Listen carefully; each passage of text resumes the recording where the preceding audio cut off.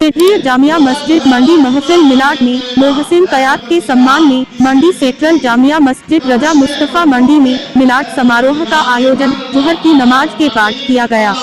पवित्र पैगंबर के प्यार में मिलाद का समारोह एक पूजा है। जामिया मस्जिद सरनकोट के मौलाना अब्दुल मुस्तफा खतीब इमाम ने विशेष रूप ऐसे ही भाग लिया। संबोधित उन्होंने कुरान के संदर्भ में अक्स करीम के संदर्भ में भी प्रकाश डाला और पवित्र कुरान जो दो दुनियाओं की सरकार के लिए प्रकट किया गया है,